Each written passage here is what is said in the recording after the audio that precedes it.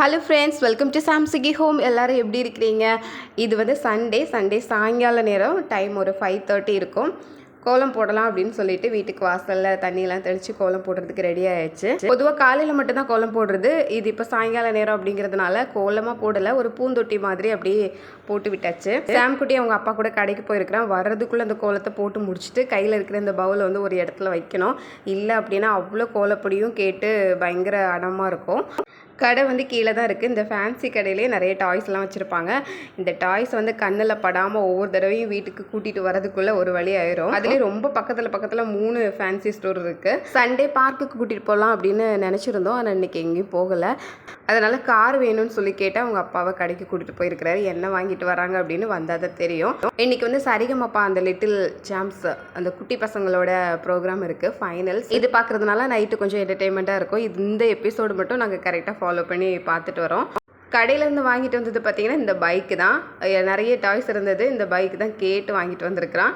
வந்ததும் இந்த பைக்குக்கு பெட்ரோல்லாம் போடுறேன் அப்படின்னு சொல்லி சார்ஜரெல்லாம் எடுத்து பெட்ரோல் போடுறதுக்கும் ஸ்டார்ட் பண்ணியாச்சு. நான் டீயும் வடையும் போடுறதுக்கான வேலையை ஸ்டார்ட் பண்ணியிருக்கிறேன். மத்தியானமே உளுந்து வந்து ஊற வச்சுருந்தேன். ஸோ உளுந்த வடை தான் இன்றைக்கி. நம்ம லைஃப்பில் வந்து ரொம்ப முக்கியமான ஒரு 5 விஷயம் இன்றைக்கி பார்க்க போகிறோம். 5ல் முதல் விஷயமே நம்மளோட ஹெல்த்து தான், ஆரோக்கியம். ஒருத்தருக்கு வந்து எது நிறைய இருந்தாலும் சரி, எவ்வளோ அறிவாக இருந்தாலும் சரி, நிறைய பணம் இருந்தாலும் சரி, எவ்வளோ சந்தோஷம் இருந்தாலும் சரி, சுற்றி நிறைய பேர் இருந்தாலும் சரி, எது எப்படி இருந்தாலும் சரி, இருக்கிற சூழ்நிலையெல்லாம் ரொம்ப சந்தோஷமாக இருந்தாலும் சரி, உடம்புல ஹெல்த் இல்லை, ஆரோக்கியம் மட்டும் இல்லை அப்படின்னா இது எதுவுமே வந்து ஒரு விஷயமா தெரியாது. நிறைய பணம் கோடிக்கணக்கில் இருந்தாலும் அது ஒரு விஷயமாவே தெரியாது. நம்மளை சுற்றி எப்போதுமே நிறைய பேர் இருக்கிறாங்க, நிறைய சொந்தக்காரங்க, நிறைய பேர் நம்ம மேலே அன்பாக இருக்கிறாங்க அப்படின்னாலும் அது ஒரு விஷயமா தெரியாது. ஏன்னா எப்போதுமே நம்ம உடம்பு அந்த ஹெல்த் வந்து எப்போ சரியாகும் அப்படின்னா அந்த எண்ணம் மட்டும்தான் இருக்கும். அதனால தான் நோயற்ற வாழ்வே குறைவற்ற செல்வம் அப்படின்னு சொல்கிறாங்க. இந்த ஆரோக்கியத்துக்கு நிகராக நம்ம எதையுமே சொல்ல முடியாது.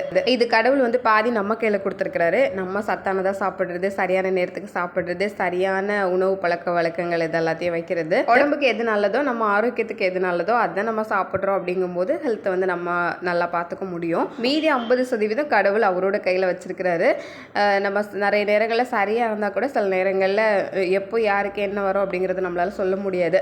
அந்த வகையில் அது வந்து கடவுள் கையில் இருக்குது.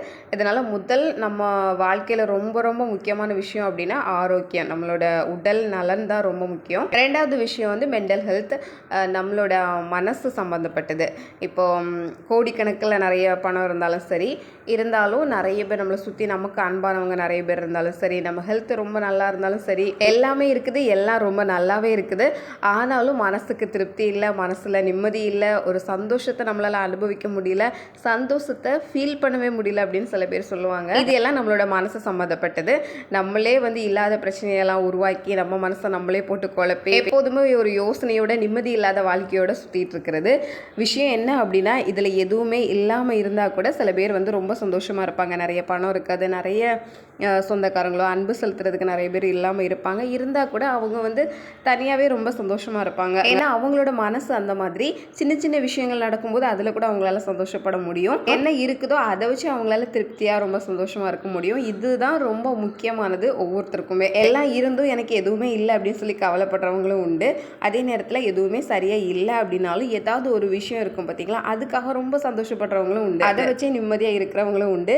இதுதான் நம்ம மென்டல் ஹெல்த் அப்படின்னு சொல்கிறோம். நம்மளோட நிம்மதி, நம்மளோட சந்தோஷம் அது வந்து சரியாக இருந்தது அப்படின்னா ஒருத்தர் வந்து ரொம்ப மகிழ்ச்சிகரமான ஒரு வாழ்க்கையை வந்து வாழ முடியும். அடுத்தது வந்து பணம். வாழ்க்கைக்கு பணம் ரொம்ப முக்கியமானது. என்னதான் பணத்தை பற்றி அப்படியெல்லாம் இல்லை அப்படின்னு சொன்னாலும் அதுதான் ரொம்ப உண்மை. ஏன்னா சின்ன சின்ன விஷயத்துக்கு கூட நமக்கு வந்து பணம் ரொம்ப தேவை. காலையில் எந்திரிச்சதுலேருந்து எல்லாத்துக்கும் பணம் தேவை. எல்லாரோட தேவைகளை பூர்த்தி பண்ணுறதுக்கு கூட பணம் தேவை. அதனால வாழ்க்கையில் ஒவ்வொருத்தருமே பணத்தை வந்து சேமிக்கிறதுக்கு பழகிறது, பணம் வந்து சம்பாதிக்கிறதுக்கு பழகிறது, நமக்கு கிடைக்கிற பணத்தை வந்து நம்ம எப்படி தக்க வச்சுக்கிறது அப்படின்னு அதுக்கு பழகிறது, பணத்தை வந்து வீணாக்காமல் சிக்கனமாக எப்படி பயன்படுத்துறது அப்படிங்கிறது தெரிஞ்சுக்கிறது, இதெல்லாம் வந்து ரொம்ப தேவையாக இருக்குது. ஏன்னா பணம் வந்து வாழ்க்கைக்கு அவ்வளோ ரொம்ப முக்கியமான ஒரு விஷயம். இதனால தான் நான் எப்போதும் நினைக்கிறது உண்டு, பணம் இருந்தது அப்படின்னா ஒரு 90% பிரச்சனைகளை நம்மளால் ஓரளவு சமாளிக்க முடியும்.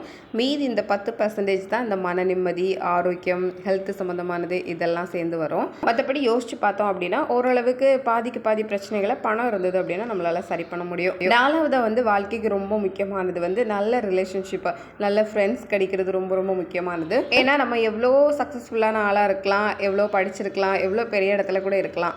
ஆனாலும் நம்ம மனசில் இருக்கிற ஒரு விஷயத்த ஷேர் பண்ணுறதுக்கு ஒரு ஃப்ரெண்ட் இல்லை, நம்ம நினைக்கிறத சொல்கிறதுக்கு ஒரு நல்ல உறவு இல்லை அப்படின்னு சொன்னால் அது வந்து வாழ்க்கையே வீணாக போன மாதிரி தான். அதனால் நல்ல உறவுகள், நல்ல சொந்தங்கள், நல்ல ஃப்ரெண்ட்ஸ் வந்து ரொம்ப முக்கியம் வாழ்க்கைக்கு. நமக்கு ஏதாவது நடந்தது அப்படின்னா, நல்ல விஷயம் ஏதாவது நடந்தாலும் சரி, எந்த விஷயமா இருந்தாலும் நம்ம வந்து முதல்ல நம்ம மனசு யாரை தேடும், நமக்கு ரொம்ப நெருக்கமாக இருக்கிறவங்க, நம்மக்கிட்ட ரொம்ப அன்பாக இருக்கிறவங்க, அவங்கக்கிட்ட சொல்லணும் அப்படின்னு தான் நமக்கு தோணும். அந்த மாதிரி உண்மையான உறவுகள், உண்மையான நண்பர்கள், உண்மையான சொந்தங்கள் வந்து எல்லாரோட வாழ்க்கையிலும் இருக்கணும். இப்போ ஒரு ஃபங்க்ஷனே வைக்கிறோம், அதுக்கு நூற்றுக்கணக்கான பேர் வர்றாங்க நமக்கு தெரிஞ்சவங்க.